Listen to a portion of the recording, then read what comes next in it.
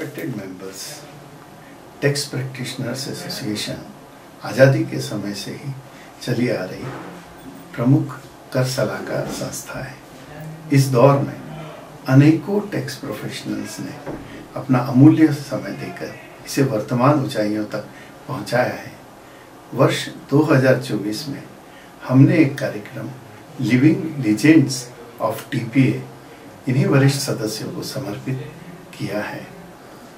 इसी की पहली कड़ी में हम वरिष्ठतम सदस्य अभिभाषक एस.के. सचदेवा सर से मिले।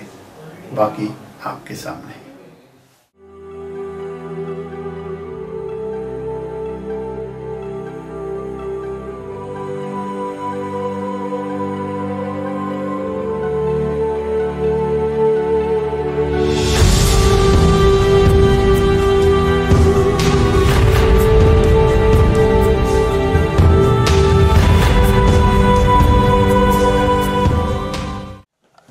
सर आपको प्रणाम।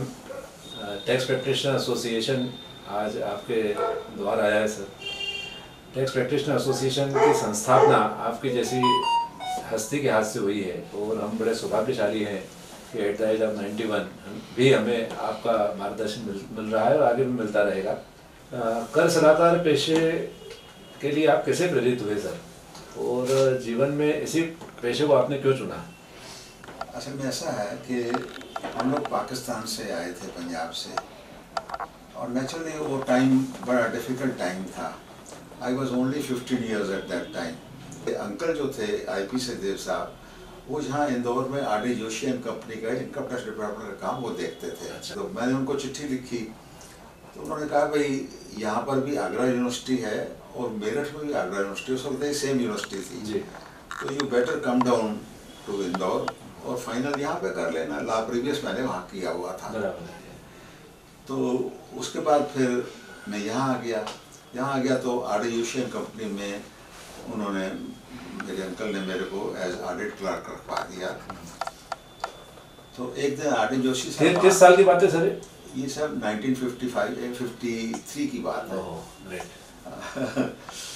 तो एक दिन R.D. जोशी साहब वहाँ कल्याणमल मिल में आए तो वो BL जैन से पूछने लगे, what is this boy doing? तो कहते साहब, he is assisting me in vouching. Why should he do this work? This is a senior job, give him totalling. इतनी मोटी होती थी, उसको कैलकुलेटर तो नहीं होता था। मैं 2 महीने तक सब टोटलिंग ही करता रहा। लेकिन इतनी प्रोफिशिएंसी मेरे को होगी टोटलिंग में कि आज कैलकुलेटर के करने के बाद मैं चेकिंग जो है उससे करता हूँ, खुद करता हूँ। ऐसी कलम चलती थी। 1971 में टीपीए के प्रेसिडेंट रहे, तो उस समय किस तरह से मतलब समितियाँ होती थी, इलेक्शंस होते थे, मेंबर्स के बीच में किस तरह से इंटरेक्शन होता था? अब इलेक्शन तो क्या, उस वक्त तो आपस में नॉमिनेशन ही हो जाता था। उस समय कितने मेंबर हुआ करते होंगे सर? शुरू में 8-10 ही लोग थे। अच्छा। जब शुरू में देश, जब आप प्रेसिडेंट रहे होंगे सर उस समय, जब आप प्रेसिडेंट रहे होंगे 25-30 होंगे।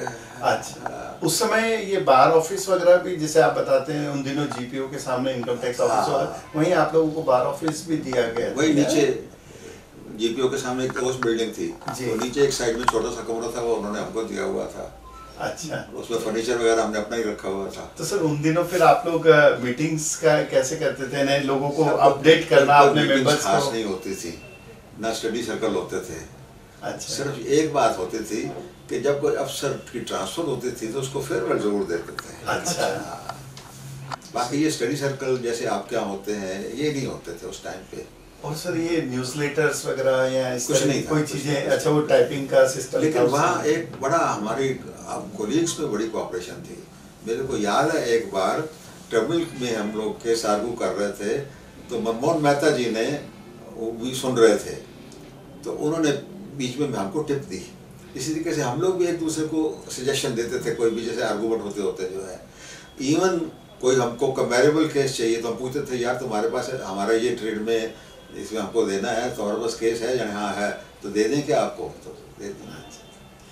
एक सर मैंने एक और सीनियर मेंबर से सुना, उन दिनों जब आप लोगों के स्क्रूटनी के केसेस खत्म हो जाते थे तो एक मास्टर जी टी स्टॉल हुआ करता था, आप लोग वहाँ मिलते थे और काफ़ी गॉसिप, कुछ उसके बारे में बताया। हाँ साहब, वो बिल्कुल जीपीओ ऑफिस में से निकलते थे ना जी छावनी की तरफ जाने के लिए, तो पहली बिल्डिंग छोड़ के दूसरी बिल्डिंग में लेफ्ट साइड में एक कमरे में उन्होंने एक मास्टर जी थे, मास्टर मेला राम जी उनका नाम था, दुबले पतले थे पर बड़े सज्जन आदमी थे, हंसते मुस्कुराते रहते थे और बड़े डिवोटेड थे।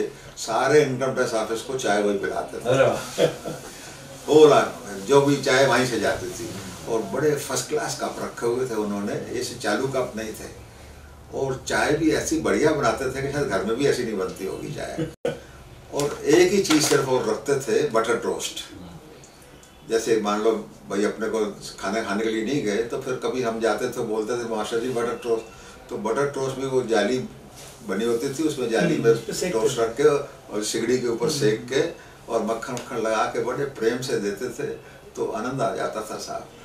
तो सारा डिपार्टमेंट साहब वहाँ चाय वहीं से जाती थी और वकील लोग भी चाय वहीं पे जाकर पीते थे उनके यहाँ जो है। अरे वाह सर, उस समय के आपके जो साथ के कलीग्स थे, जैसे एमडी गांधी साहब थे या एस.एन. गोयल जी थे जो छावनी वाले, उन लोगों के साथ आप लोग मतलब उस समय किस तरह से आप लोगों का सबका कोऑर्डिनेशन थे, बहुत कोऑर्डिनेशन मतलब आप भी बड़े, आप देखिए ना, मेरे को अभी बड़ा अच्छा लगा आप सब लोग इकट्ठे हैं। हम लोग भी उस वक्त बड़ा ब्रदरली रिलेशंस थे, पर्सनल रिलेशंस थे उनके साथ हमारे सब आपस में जो है। थोड़े लोग थे वैसे भी, यस यस यस, और मिलना उस समय के कुछ लोग जो आपको याद हो सर?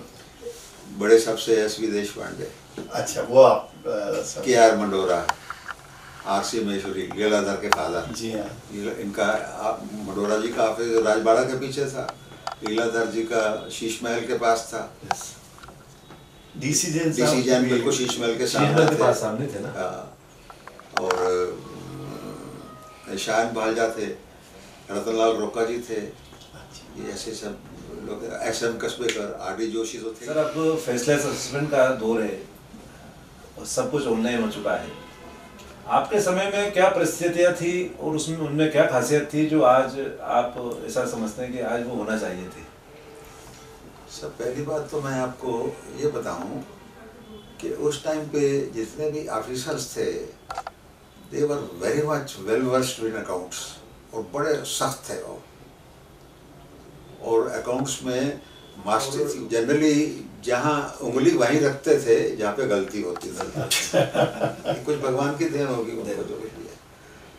दूसरा, जब हमने प्रैक्टिस शुरू करी तो हमने ये एक अपने मन में प्रोग्राम बनाया कि हमको जब केस तैयार करना है इस तरीके से तैयार करके ले जाएं कि ऑफिसर को दूसरी बार कुछ पूछना ही नहीं पड़े। और उसके बाद जब डेट लगती थी तो उसमें फिर उस वक्त आर्गूमेंट्स बनाकर साथ में ले जाके जाते थे। अच्छा, कंपेरेबल केसेस भी साथ में लेके जाते थे, तो जीपी कम है ज़्यादा है, क्या है, किसी एक्सपेंसेस में ज़्यादा है कम है, तो वो कंपेरेटिव इस तरीके से हम लोग बनाकर ले जाते थे।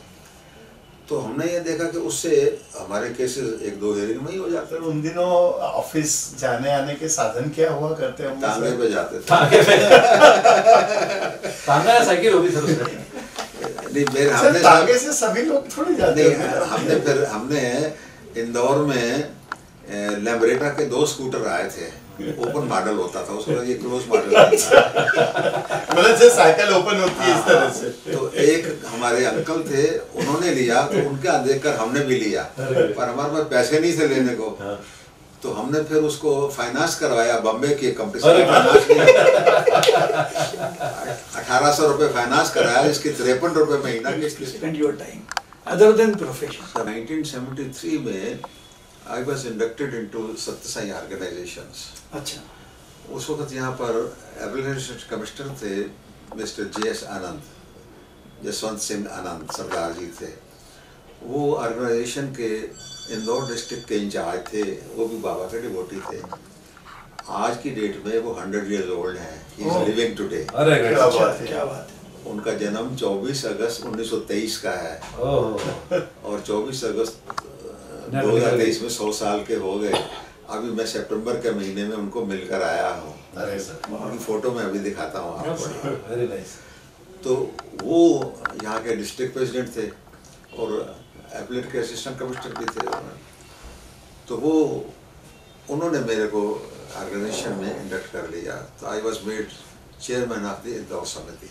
मतलब सर आपका साई फाउंडेशन में जाना भी इनकम टैक्स की की प्रैक्टिस वजह से हुआ। के थ्रू ही रूट हुआ है हाँ, पूरा। थ्रू मेरे इंटरव्यू में स्वामी ने मेरे को बोलना शुरू किया, work is worship, duty is God. क्या बात है। Work is worship, duty is God. Work is worship, duty is God. ये एक सांस में बाबा 3 बार बोलते थे और 10 बार उन्होंने हैमर किया मेरे को। तो मैं इस नतीजे पे 2 महीने तक सोचता रहा कि भाई इतना स्वामी ने हैमर किया, इसका मतलब क्या है। तो मैं इस नतीजे पे पहुंचा कि इसका मतलब ये है कि जितने भी दुनिया में काम हैं, चाहे पर्सनल वर्क है, मेरा घर का काम है, मेरी फैमिली का काम है, मेरे ऑफिस का काम है, मेरा सोशल वर्क है, ऑल वर्क गार्ड्स वर्क। काम करने का जो तरीका है वो बड़ा प्लानिंग से, बड़ी शिद्दत से, बड़ी लगन से, ईमानदारी से और सिंसियरिटी से करने का है। चाहे वो प्रोफेशन का काम हो, चाहे सामाजिक काम हो, चाहे सत्य साईं बाबा जी के ऑर्गेनाइजेशन का खूब काम करते थे फादर और भाई साहब। सुबह जाना ऑफिस 9:30 बजे, रात को 10 बजे आना, इस तरीके से मेहनत करना। हमारे आज के जो नए प्रोफेशनल्स हैं, जो नए मेंबर्स हैं या एग्जिस्टिंग मेंबर्स हैं, उनको आप क्या एक संदेश देना चाहते हैं आपके अनुभवों से कि वो लोग किन चीज़ों को। सर मैं तो एक ही बात समझता हूँ कि there is no shortcut to hard work. Very good. Hard work तो करना पड़ेगा। प्रोफेशन है, profession you have to be honest to the profession. अपने जब तक काम नहीं पूरा करेंगे अपने मन की भी सेटिस्फेक्शन नहीं होगी।